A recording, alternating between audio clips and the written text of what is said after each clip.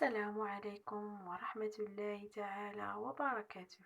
اليوم جبت لكم وصفة لتبييض الوجه وإزالة البقع الداكنة، وهي صالحة لجميع أنواع البشرة سواء كانت بشرتك دهنية أو عادية.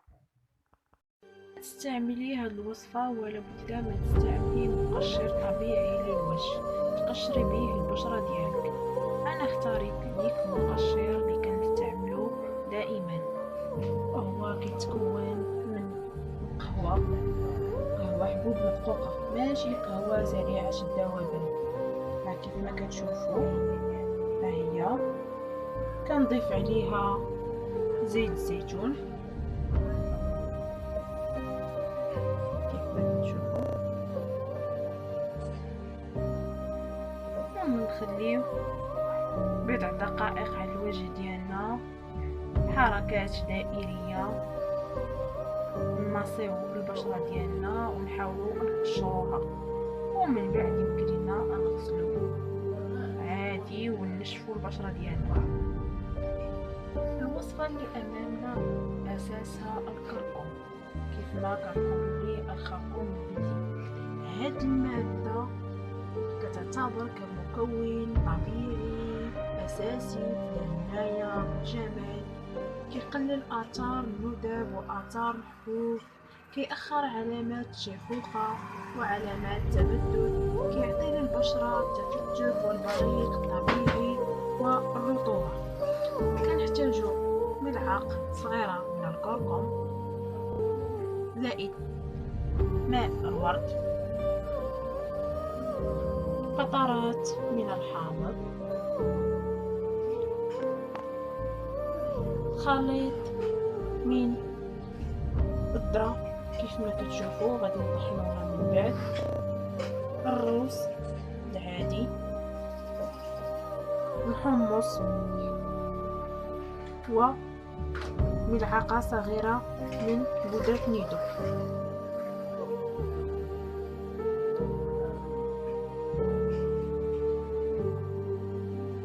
ناخدو هاد المكونات بثلاثة، الروز والحمص والذرة، غنطحنوهم في خلاط كهربائي باش نحصلوا على واحد طحين او بودرة على هاد الشكل هذا.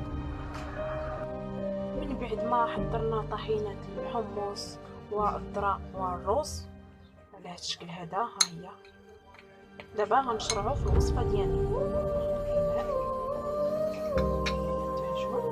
ناخدو ملعقة صغيرة ديال الكركم،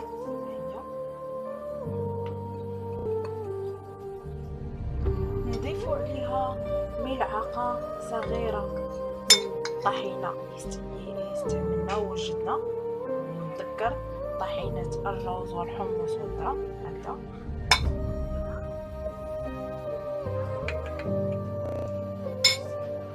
و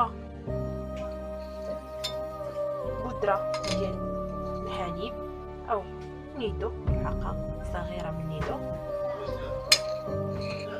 من بعد ما ضفنا النيدو غنزيدو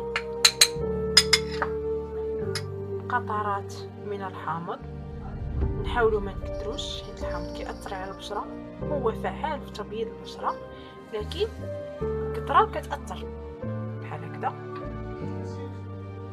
ودابا غناخدو ماء الورد، اي ماء الورد عندكم توفر في الدار،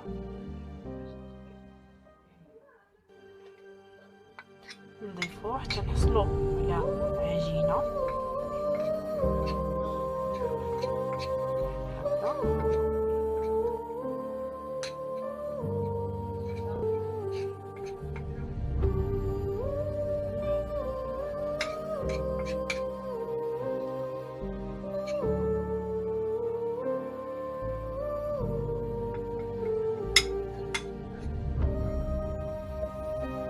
نحاولوا نوجدوا قطرات من ماء الورد.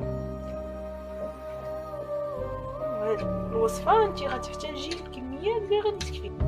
انا عطيتك المكونات، ملعقة صغيرة من كل مكون، وانت غادي تاخدي اللي غادي يكفيك البشرة ديالك.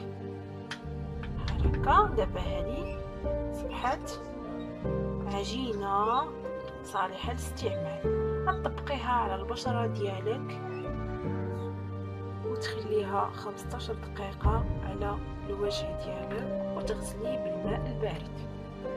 من بعد ما تنشفي البشرة ديالك حاولي ترشي ماء الورد على البشرة ديالك، فهو منعش للبشرة.